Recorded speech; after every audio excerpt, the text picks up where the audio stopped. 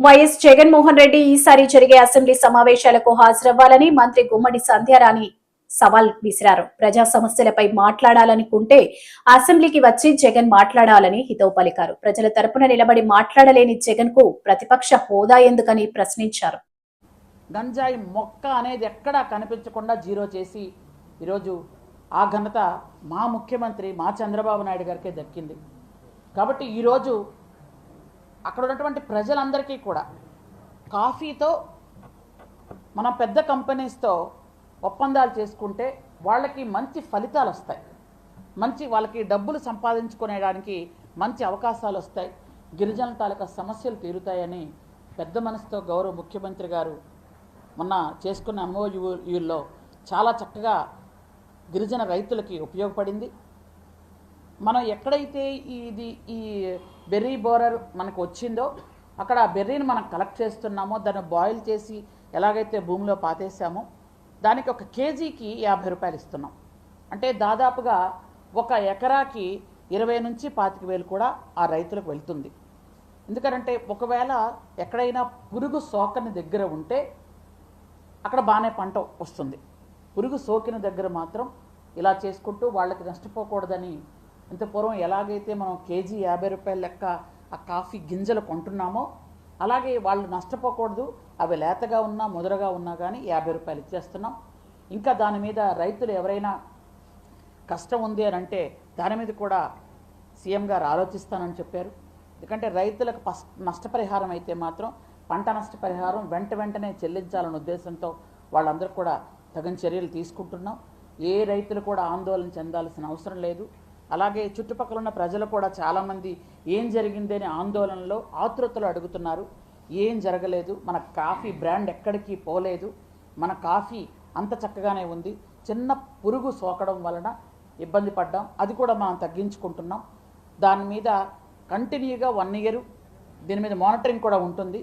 ఎక్కడైనా పురుగు సోకినట్లయితే ఖచ్చితంగా దాన్ని ముందే రాకుండానే జాగ్రత్తలు తీసుకోవడానికి అన్ని ఎకరాల్లో కూడా జాగ్రత్తలు తీసుకుంటున్నాం. దానికి కూడా మనం కొన్ని ఇవి తెప్పించాం మిషన్స్, అవి అట్రాక్టివ్స్ అని కొన్ని ఉన్నాయి. అవి తీసుకొచ్చి ప్రతి ఎకరాలకి ఒక 4-5 కడితే ఎక్కడైనా పురుగు వస్తే వెంటనే అవి అట్రాక్ట్ చేసి అవి అక్కడ పురుగు అందులో చచ్చిపోవడానికి చిన్న ఒక డబ్బాల టైపులో అక్కడ కట్టడం కూడా జరిగింది. కాబట్టి అరకు కాఫీకి ఎటువంటి డోకా ఉండదు. మన బ్రాండు, మన ఇమేజ్, మన అరకు కాఫీ, దాని బ్రాండ్ ఎప్పుడు కూడా తగ్గదు. మనం ఖచ్చితంగా అరకు కాఫీని దేశ విదేశాల్లో ఎలా ఆస్వాదిస్తున్నారో ఖచ్చితంగా ఆ బ్రాండ్ అయితే ఎప్పటికీ పోదు అని మీ అందరి ద్వారా తెలియజేసుకుంటున్నాను. గిరిజన రైతులు ఎక్కడ కూడా ఇబ్బంది పడకుండా నష్టపరిహారం వెంటనే ఇస్తున్నాం. Thank you. 80 ఎకరాలు యాక్చువల్గా ఆ 80 ఎకరాలకి చుట్టూ ఉన్న 300 ఎకరాలకు కూడా మనం ప్రివెంటివ్గా ముందు తీసుకుంటున్నాం. అక్కడ ఎక్కడైనా ఉందా ఏమిటా అని చూస్తున్నాం. ప్రజెంట్ అయితే ఈ 80 ఎకరాల్లోనే మాత్రమే ఉంది. ఈ 80 ఎకరాలు ఇంకా దాటలేదు. దాటక ముందే దాని చుట్టూ ఉన్న 300 ఎకరాలు చూస్తున్నామండి. చూసి అన్ని జాగ్రత్తలు తీసుకుంటున్నాం వెళ్ళనివ్వకుండా. పురుగు ట్రావెల్ చేయటం అనేది మనందరికి కూడా తెలుసు.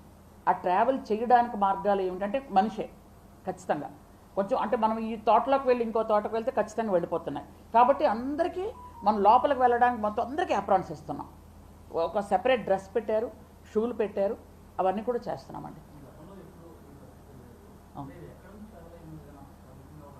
సార్ యాక్చువల్గా ఏంటంటే గతంలో ఇవి లేవు, నేను ఒప్పుకుంటున్నాను.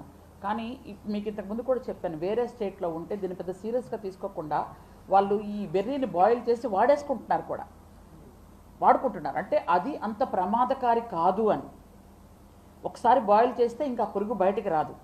చాలా చిన్న పురుగు. ఇప్పుడు మనకి యాక్చువల్గా అది మీరు ఏంటంటే కందులు, పెసలు చిన్న రంధ్రాలతో పురుగులు వస్తాయి చూడండి, ఆ టైప్లోనే ఈ బెర్రీస్కి చిన్న పురుగు అండి. అది హానికారి కాదు. కానీ ఎక్కడ క్వాలిటీ తగ్గిపోతుందో, ఒకవేళ ఏదైనా ఇబ్బంది పడతామో అని ముందు జాగ్రత్తగా మనం తీసుకుంటున్నాం. వేరే స్టేట్స్లో వాడుతున్నామో మీరు ఎంక్వైరీ చేయొచ్చు.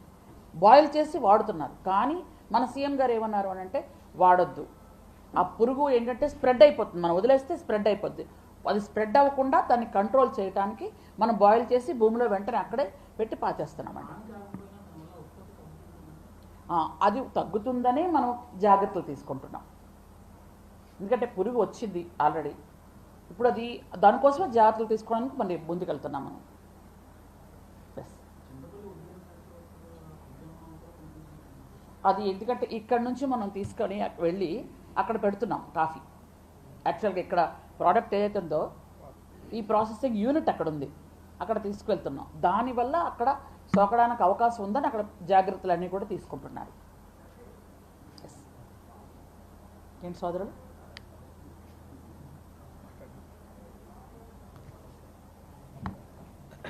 థ్యాంక్ యూ అందరికీ, thank you so much. Yes,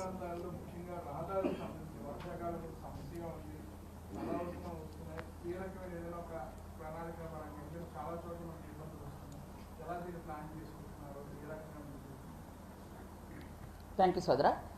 యాక్చువల్గా ఏంటంటే గత సంవత్సరంలో మనకు బడ్జెట్ 7,500 కోట్లు మన గిరిజనులకు ఇచ్చినప్పటికీ